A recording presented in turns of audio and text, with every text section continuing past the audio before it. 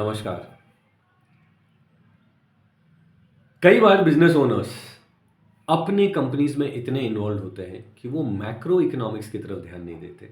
उनका ध्यान ज़्यादातर माइक्रो इकोनॉमिक्स, अपनी बैलेंस शीट, अपनी profit and loss, company share, profit, इसके ऊपर ही रहता है।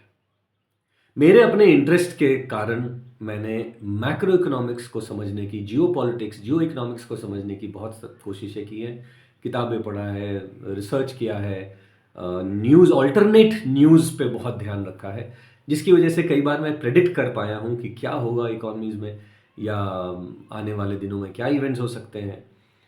और कई लोगों ने उसको पिंच ऑफ सॉल्ट के साथ लिया है, लेकिन 60-70%, 80% मेरी बातें सच निकली। आज ऐसा ही कुछ मैं आपको बताने वाला हूँ। जो मैं बताने वाला हूँ थोड़ा पिंच ऑफ सॉल्ट के साथ लीजिएगा, अपनी स्टडी कीजिएगा, ब्लाइंडली मत बिलीव कीजिएगा, मगर ओपन आइज के साथ अपनी रिसर्च कीजिए और देखिए कि मैं जो कह रहा हूँ वो सही है या नहीं।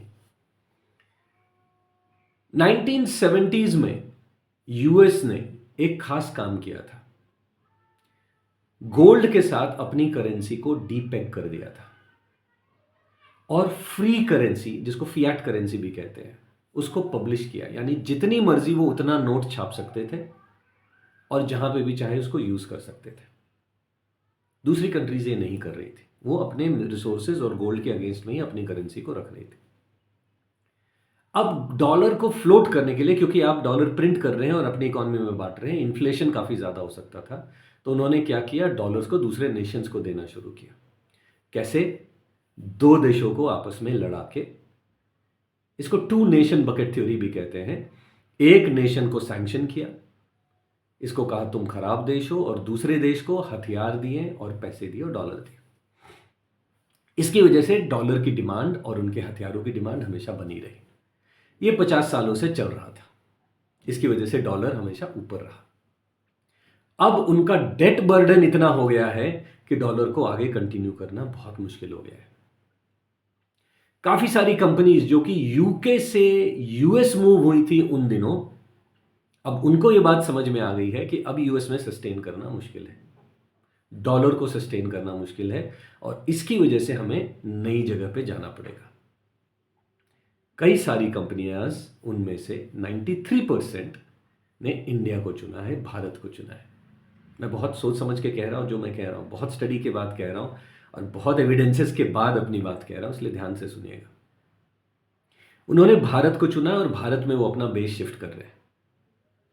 तो इन सब का इंपैक्ट कहां कहां पड़ेगा?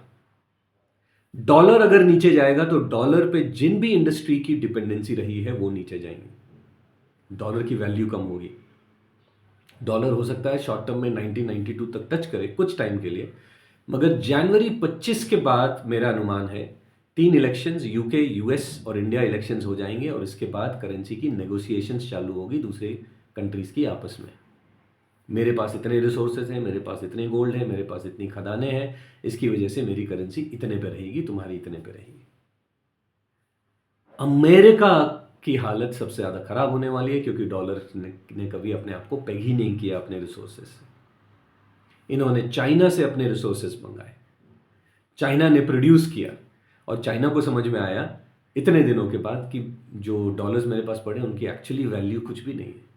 तो सारे देश अलाइन हो रहे हैं, मिडिल ईस्ट अलाइन हो रहा है, एशिया अलाइन हो रहा है, चाइना और रशिया अलाइन हो चुके हैं इस पे, जहां तक मेरी अंडरस्टैंडिंग है। तो आप देखेंगे कि सऊदी अरेबिया भारत की तरफ काफ़ी झुका है, यूएई भारत की तरफ झुका है, इजराइल भारत की तरफ झुका है, रशिया तो है ही, चाइना वे और इंडिया वैसे थोड़े लॉगर हेड्स पे रहे हैं, मगर चाइना के पास भी अब ज़्यादा ऑप्शन नहीं है। चाइना शायद कोशिश करे इंडिया को थोड़ा परेशान करने की, मगर बाकी सारे देश अलाइन है कि हमको डॉलर से दूर जाना है अगर अपनी करेंसी की वैल्यू रखनी है। तो इसका इम्पैक्ट कहाँ कहाँ होगा? भारत में आईटीएस सर्विसेज सेक्टर जो कि डॉलर पे डिपेंडेंट थे, उनके लिए थोड़ा खतरे का समय जनवरी 2025 के बाद शुरू हो सकता है, क्योंकि डॉलर की वैल्यू 2025 के बाद, जनवरी के बाद गिरनी शुरू होगी तेजी से। बाकी करेंसी अपने आप को मैनेज कर लेंगी, मगर डॉलर गिरना शुरू हो जाएगा। घबराने की जरूरत नहीं है, क्योंकि अगर ये आईटी कंपनीज अपने आप को शिफ्ट कर ले इंडिया के दूसरे सेक्टर्स की तरफ जो कि बहुत तेजी से ग्रो करेंगे, तो वो बच जाएंगे। मगर जो कंप्लीटली यूरोपियन मार्केट या अमेरिकन मार्केट पे डिपेंडेंट है, उनके लिए मुश्किल का वक्त आ सकता है। अमेरिकन डॉलर गिरेगा तो यूरो भी गिरेगा।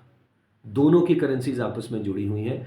अगर आप ब्रिक्स देखें, इसमें अभी तक किसी वेस्टर्न कंट्री को इजाज़त नहीं दी गई है। फ्रांस ने बहुत कोशिश की मगर उनको इजाज़त नहीं मिली।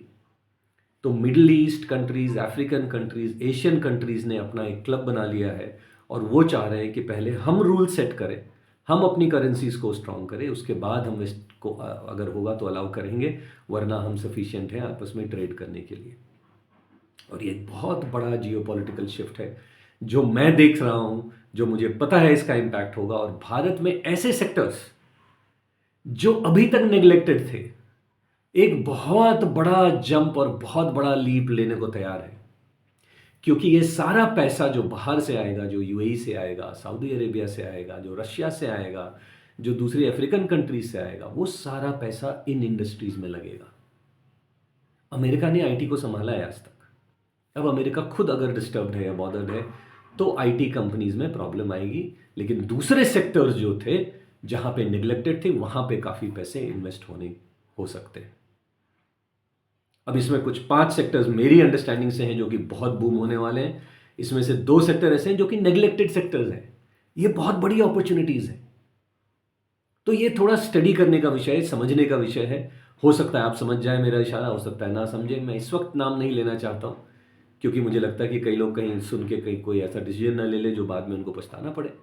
लेकिन मेरी अंडरस्टैंडिंग जितनी है, 99% ये चीज़ें होने वाली है और ये 5 सेक्टर्स बूम पे जाने वाले हैं और अमेजिंग ग्रोथ करने वाले हैं, जिनमें से एक मैन्युफैक्चरिंग है जो कि नेग्लेक्टेड है अभी तक इंडिया में।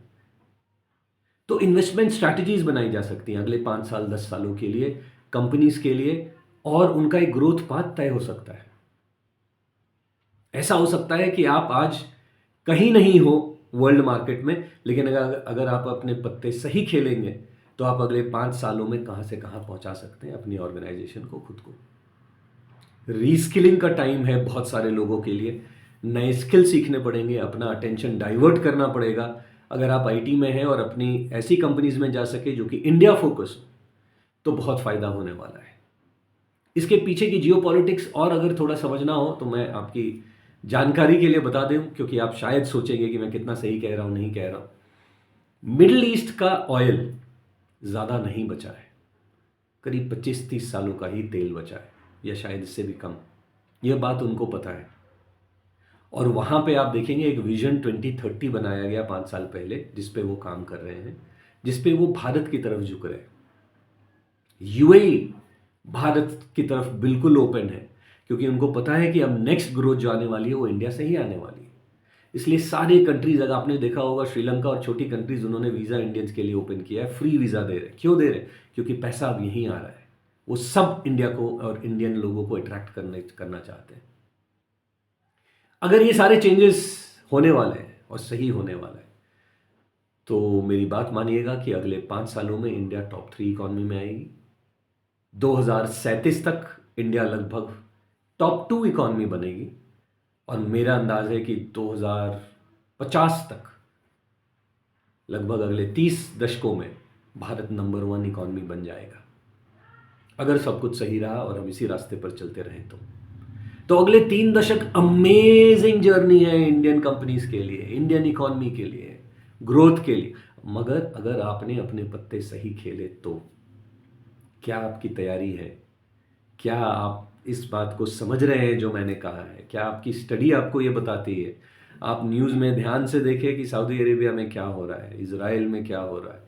आप देखिए कि इंडिया की तरफ कितनी लोग झुक रहे हैं। टेक्नोलॉजी ट्रांसफ़र की नेगोशिएशंस हो रही हैं इंडिया के साथ। पहली बार एक अमेरिकन कंपनी ने जेट इंजन इंडिया में बनाने का फैसला लिया है। ये छोटा न्यूज़ नहीं है, ये बहुत बड़ी खबर है। आप ऑल्टरनेट मीडिया को ध्यान रखें और ऐसी खबरों को डिग करें और आपको रियलाइज़ होगा कि मैं जो कह रहा हूँ इसमें कुछ सच्चाई है। जनवरी 2025 से लेकर 2028 तक के बीच में डॉलर की वैल्यू काफ़ी तेज़ी से गिर सकती है। आप अपनी स्ट्रैटेजीज इस हिसाब से बनाएं कि Indian companies, India based economy, ऐसी कंपनीज की तरफ मूव करें, अपना करियर प्लान करें। अगर आप इन कंपनीज में हैं तो स्ट्रैटेजिकली प्लान करें कि कैसे आगे ग्रो करेंगे। उसके लिए ट्रेनिंग, सही ट्रेनिंग, कोचिंग, अपने लोगों को ट्रेन स्टाफ रखना पड़ेगा आपको, ताकि वो उसको हैंडल कर पाए और वो ग्रोथ का आप फ़ायदा उठा पाए। This is a golden opportunity in the never before era of Indian economics according to मी।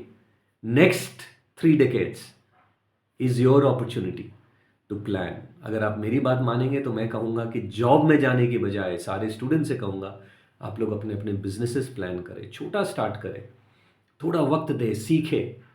जो एरिया आपका स्ट्रेंथ है उसको यूटिलाइज करें, जो स्ट्रेंथ नहीं है वहाँ पे आप लोगों को हायर करें और धीरे धीरे बढ़ते जाए, क्योंकि अगला 3 दशक भारत का है, अगला 3 दशक इकॉनमी के ग्रो करने का है। आप क्या करने के लिए तैयार हैं? आपकी क्या स्ट्रैटेजी है? शेयर ज़रूर कीजिएगा। नमस्कार।